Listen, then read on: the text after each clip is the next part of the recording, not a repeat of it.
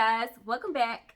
In this video, I'm going to show you guys how I make some of my absolute most favorite recipes off of my fibroid food list. I got a question not too long ago asking how to make meals from the fibroid food list, and you can find the fibroid food list on my website sandrellsnaturalworld.com, and I will link that in the description box.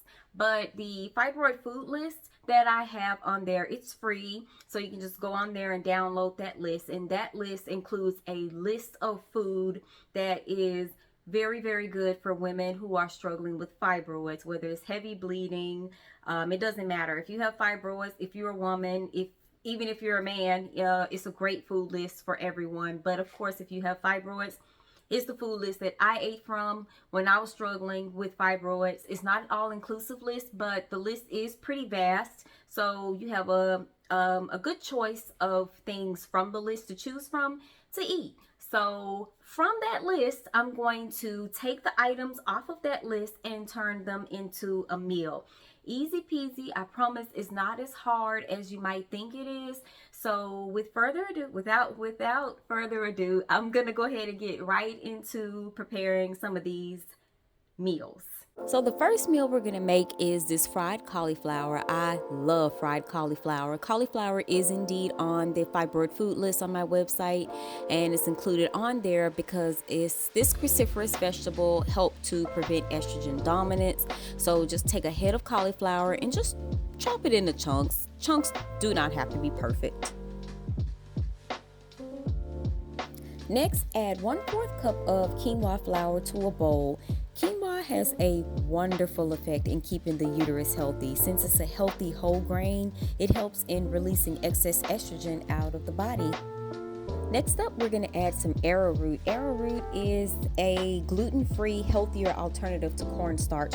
Cornstarch is normally GMO contaminated and it's not very good for your digestive system, whereas arrowroot is great for the digestive system. It makes a great filler or thickener for foods. And now I'm going to add my spices. So I have some garlic powder, I have some onion powder, and of course I'm going to add a teaspoon of salt. And next up, now I'm going to add a little bit of smoked paprika. And the exact recipe for this is actually found in my free recipe book, so I'll link that below. Also, I'm going to add a little bit of cayenne just to give it a bit of a kick.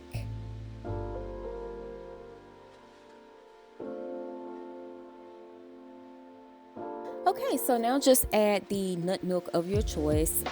It can be Brazil nut milk, it can be walnut milk, and these type of milks are on the fibroid food list. And the type of nut milks that I did list on there, they are anti-inflammatory and they are non-estrogenic. So you're just gonna add that, whichever nut milk you choose, to your mixture.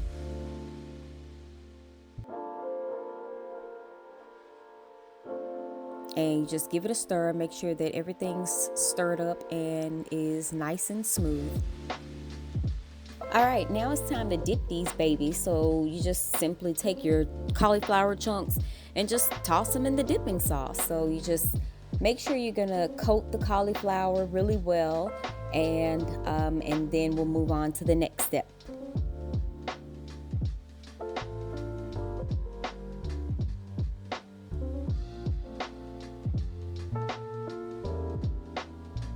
And the time is here for us to finally fry the cauliflower. So you're just gonna take your cauliflower chunks and you're just gonna go ahead and drop it into a skillet with a good oil, such as avocado oil or grapeseed oil. Even coconut oil is really good.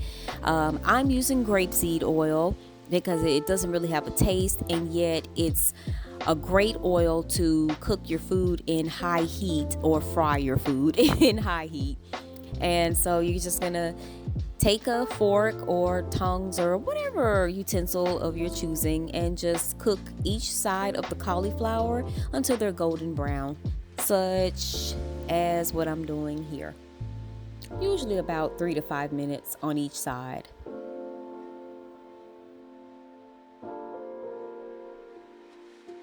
And there you have it, delicious cauliflower wings. These are amazing with homemade ranch. I do have a homemade ranch recipe. I'll link it in the description box below.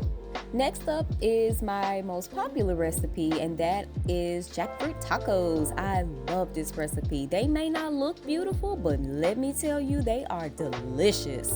Let's get started making them. I'm going to use some organic sweet peppers, a red onion, and this canned organic jackfruit. So I'm going to start by just washing my sweet peppers, just making sure that they're clean and uncontaminated. And then I'm just going to core the sweet peppers and chop them up into itty bitty pieces just like this. And then I'm going to do the same for the onion. I'm just going to take it and just chop it up into pieces just like this. And then I'm going to move on to my jackfruit. Now this canned jackfruit is very special to me. It is very near and dear to my heart. I love Native Forest brand jackfruit. It tastes the best, and I love the ingredients: organic young jackfruit, water, and sea salt and lime juice. You cannot beat that as far as ingredients go. However, I do not like the brine taste that the organic jackfruit is in, so I'm just going to rinse and drain that, and then I'm going to rinse the jackfruit off really well so that no taste of that brine will be present in the jackfruit. In my recipe book, Meals That Heal, I also show you guys another step of how to get that brine taste off the jackfruit. You can purchase that on my website. I'll link that below as well. And so now I'm just going to shred the jackfruit. You really want it to look like shredded chicken. So I'm just taking it and just pulling it apart with my fingers. And you'll see once I'm done, the entire bowl is just gonna look like a little bit like shredded chicken. Here you go. See, a little bit like shredded chicken. So now it's time to cook this baby. Okay, so I have some avocado oil, and I'm just going to coat the bottom of my pan with this, like so. And then in this pan, once I heat the oil up, I'm just going to add my sweet peppers, and I'm going to add my onions and let that cook until it's good and translucent.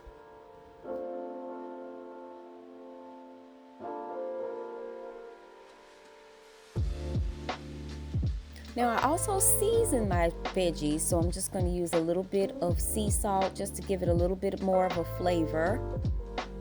And then I'm just going to keep stirring until it's time to add the jackfruit.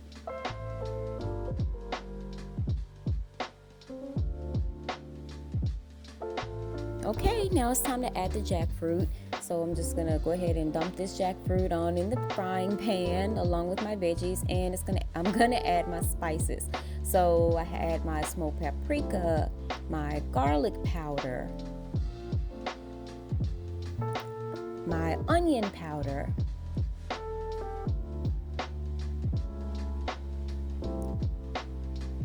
and some chili powder, some cayenne, and some cumin, because no taco flavor is complete without cumin. And then I'm just going to give that a stir and let it cook and let those flavors meld together.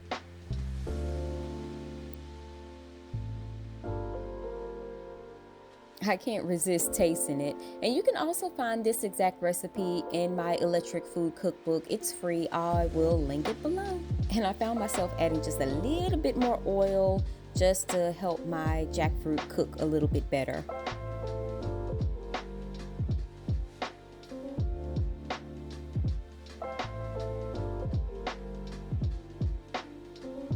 Okay, so I'm just gonna make my toppings for my tacos.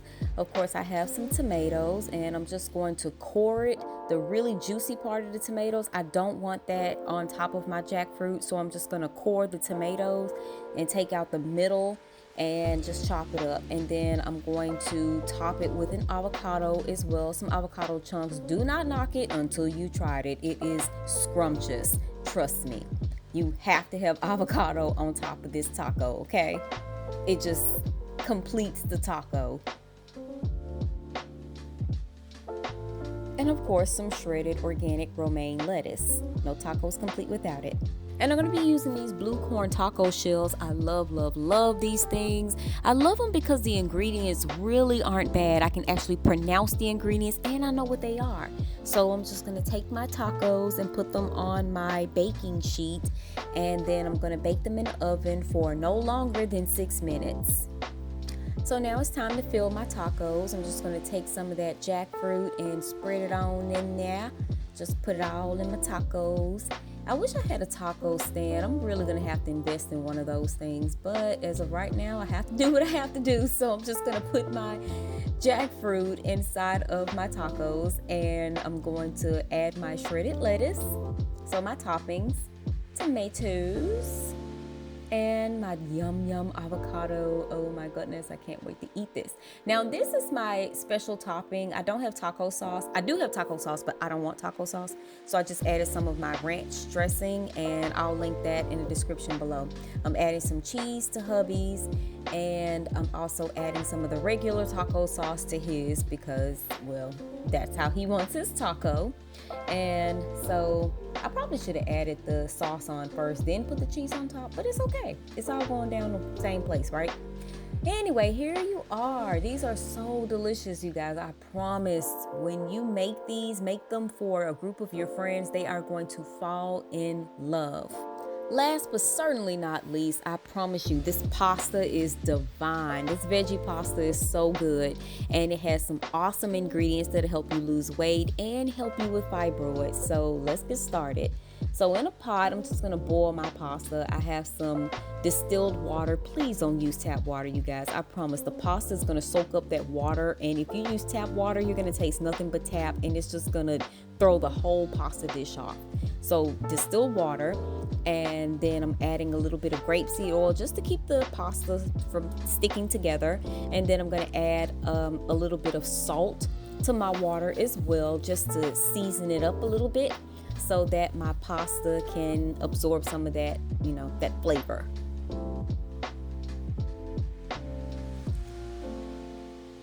And I'm going to give it a stir and let the water do what it does, and that is boil.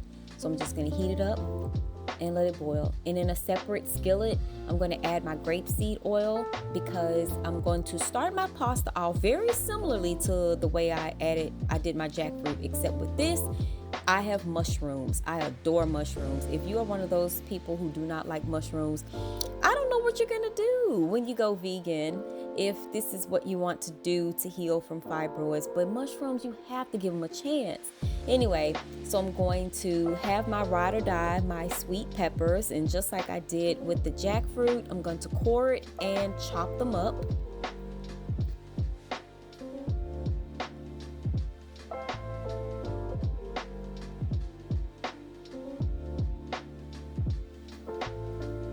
And then I also have a white onion. You can use white onion, yellow onion, purple onion, red onion. It really doesn't matter. So you're just going to do the same thing. Just chop up the onion.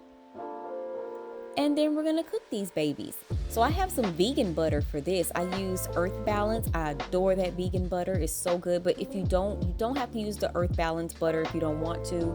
You can use grapeseed oil to cook your veggies in.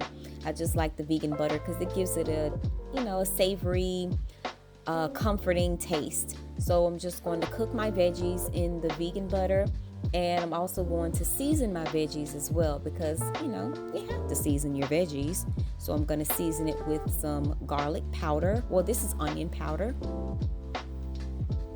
Some cayenne, of course. Some garlic powder.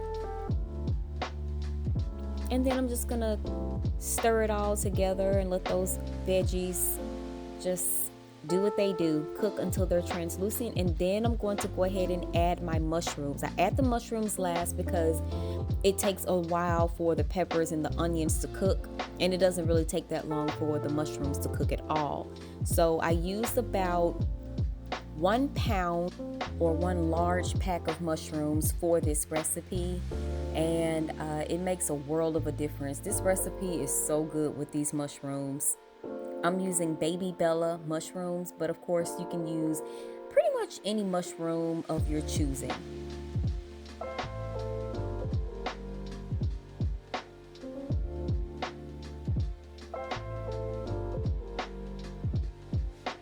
Okay, so now we're going to cook the pasta. This is Spelt Fusilli. I love this pasta. It's so good. It tastes just like regular pasta, except it's made with Spelt. And Spelt is much easier on the digestive system. It has a lower content of gluten in it than regular pasta, so that makes it very good for gut health. And it's full of fiber, so that means that you're going to be going number 2 with no problem eating this pasta. It won't make you fat, and it is incredibly delicious and filling. I love this pasta. I will link where I got it from in the description box below. So I'm just going to add it to the water. It only takes about 6 minutes to get done, so do not overcook the pasta, please. I'm going to go ahead and drain this, and I am using the hard way to drain this pasta. Sometimes I don't even drain the water out of it. I just leave the water in. It makes a great soupy texture. And so I'm going to just go ahead and add my veggies to the pasta.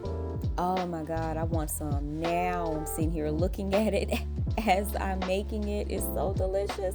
I can't believe I get to eat this. You guys have got to make this recipe. You are going to love it, and so are your non-vegan friends and family.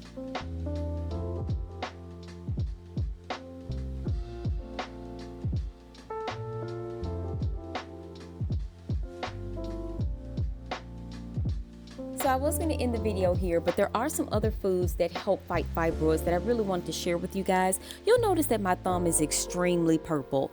Well, the reason for that is because I have been preparing these delicious, yummy purple potatoes. So purple potatoes are loaded with antioxidants. If you are someone who loves potatoes, then you're in for a real treat, because these purple potatoes are amazing. The deep, beautiful purple color comes from the anthocyanin, and that is the pigment that gives the potatoes its pretty purple color. And that's also what causes these potatoes to be so high in antioxidants. They're full of fiber, which helps you to relieve constipation. And as you can see, as I'm boiling these purple potatoes, a lot of the purple has come off. So they're going to be this awkward kind of color once the potatoes are done, but they're still going to be delicious. And they also are a bit healthier for you than the traditional white starchy potato. So these potatoes are amazing for women with fibroids. So once I'm done boiling the potatoes, I drain the water off, and now I'm just adding my milk of choice. It can be, of course, you can choose from the approved milk from the Fibroid Food List. And I'm also adding some of this vegan butter and some delicious salt and pepper. That's all you need to make this side dish come together.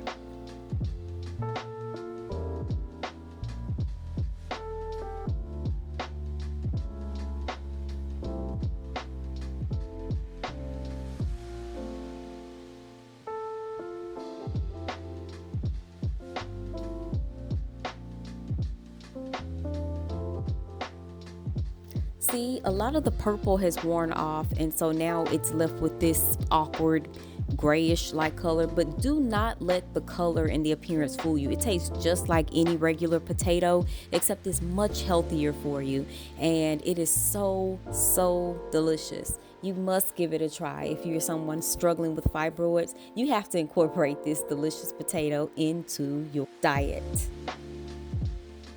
Now, the last thing I want to show you ladies how to make is butternut squash. If you're someone that likes zucchini, you're someone who likes regular squash, or even if you're someone who likes sweet potatoes, butternut squash is going to be for you. It is delicious. Trust me on this one. It has a sweeter taste than regular squash or zucchini. So I'm just gonna start by roasting this butternut squash. So I'm just gonna stab holes in it, and then I'm gonna put it in the oven to roast. So I've roasted my butternut squash in the oven for 25 to 30 minutes at 425 degrees Celsius. So you're just going to roast it because it makes it easier to handle. The butternut squash itself is actually very tough, but you can see my knife sliced right through it with no problem, making it very tender. So I always roast my butternut squash before I start handling it. And as you can see, it's still very hot. You can see the steam coming out of it, but the inside is just so tender and so good. Look at all of that orangey yellow flavor. All of that vitamin A in the butternut squash. Butternut squash has so many health benefits for us ladies. Here's a great one, is that it reduces PMS. The vitamin A in it and the manganese actually helps to reduce the severe pain and mood swings of PMS symptoms. So if that doesn't give you an incentive to start at least trying butternut squash, I don't know what will.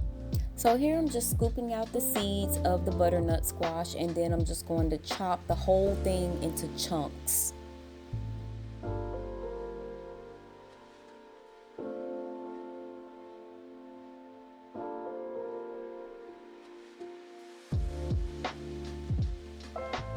Butternut squash is so good. It really is. It has a slightly sweet, buttery taste to it, and it's so versatile. You can use it in soups. I make a wonderful butternut squash soup and an amazing fall festival salad with butternut squash. You can find both in my recipe book, Meals That Heal.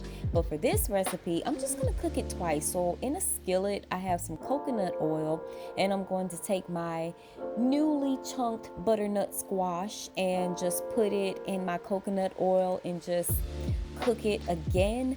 And I'm also going to sprinkle a little bit of cinnamon on top to give it a bit more extra flavor. And I'm also going to add a sweetener. You can definitely add a sweetener to brighten up the taste of the butternut squash. Most of you probably would like a sweetener, so like some honey or some agave. Those are some great options. You can also use date syrup. I'm using date syrup for this recipe, and it's also on the fibroid food list. It's amazing for women with fibroids. It's natural, and it's just made from dates. It's just regular old date syrup. But if you don't like the taste of date syrup, it's cool. You can just use honey or agave, works as well.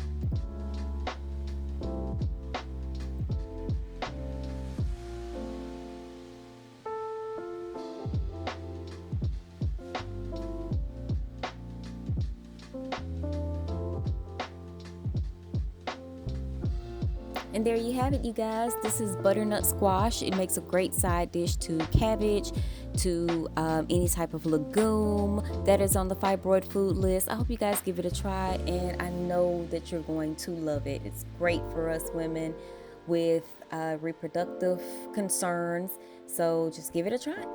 And that's it, you guys. I hope you guys enjoyed this video. I hope you guys found a lot of value in it, and I hope you guys give these recipes a try. Try them and let me know what you think, and I will see you guys in the next video. Bye.